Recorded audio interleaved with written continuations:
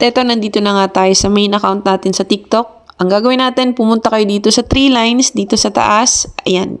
I-tap nyo lang yan. Makikita nyo to sa baba, settings and privacy. I-tap nyo po yan. Okay?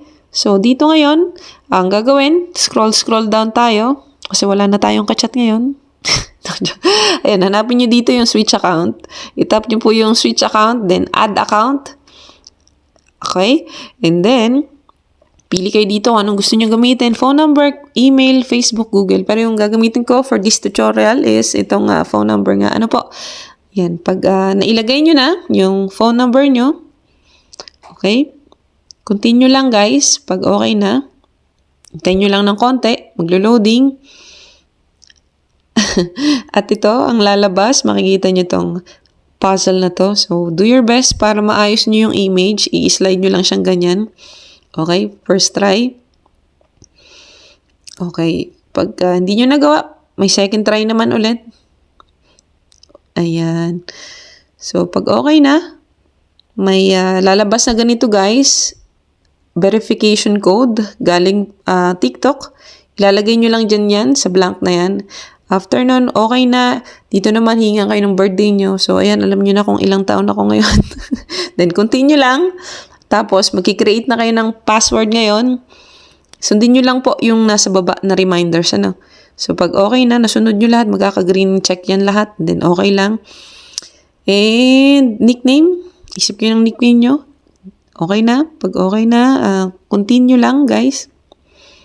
At yan, automatic mapupunta na ulit sa homepage ng TikTok. So, punta kayo dito ngayon sa profile nyo. I-click nyo po itong profile dyan sa baba. Ayan. At, makikita nyo na nga yung bagong account na ginawa nyo sa TikTok. Ano po?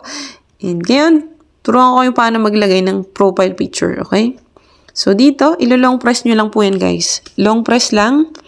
Tapos, lalabas na po itong take photo or upload photo. So, dito na lang ako sa upload photo. Punta kayo sa gallery nyo. Automatic yan, all media.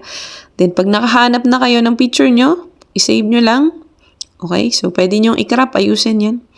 And then, pwede nyo i-post sa story nyo kung gusto nyo, i-check nyo lang po. Pero ako parang hindi na lang, ano. So, uncheck natin. Then, punta kayo dito sa save. Uploading na siya, guys. At maghintay lang ng konti. Huwag mainip. At, lalabas na po yan yung profile picture nyo. Okay? So, isa pa, may tuturo ulit ako sa inyo. Ayusin natin yung user natin, ano. Username. So, ngayon, i-click nyo po yung username. Then, para naman medyo presentabling tingnan yung bago nyong account. Ano po? So, pili kayo dito ng username nyo. Kayo na bahala. So, ito yung sa akin. Then, pag okay na, click save. Tap nyo lang po yung save. Ayan. Ayan, may reminders na ganyan. So, set username lang, guys. At kapag na-save na nga, punta kayo dito, guys, sa arrow na to sa taas. I-tap nyo po yan para makabalik tayo sa bago nating profile. Okay? So, ito. Kita nyo, pwede kayo mag-upload na dito ng video. Ready na yan. Pag naman na gusto nyong balikan yung bago nyong, yung luma nyong account or yung dati nyong account, punta lang ulit kayo dun sa 3 lines na yun sa taas, settings and privacy. Scroll down ulit. At hahanapin nga natin yung switch account. Tulad ng kanina, di ba? So, ayan. Pag itinap nyo po yan, makikita nyo, dalawa na yung account nyo. So, balikan natin yung una nating account. Sana all pwedeng balikan, diba? Ayun, umugot na naman tayo, guys. Ayun lang, ganun lang kasimple, guys. I hope you find this tutorial helpful. Kung please comment, like, and kung hindi ka pa nakasubscribe nga, sana mag-subscribe ka na para naman ma-achieve na natin yung 100k subscriber. Ano po? Again, thank you for watching. I hope to see you in my next one. Bye-bye! Bye-bye! Thank you!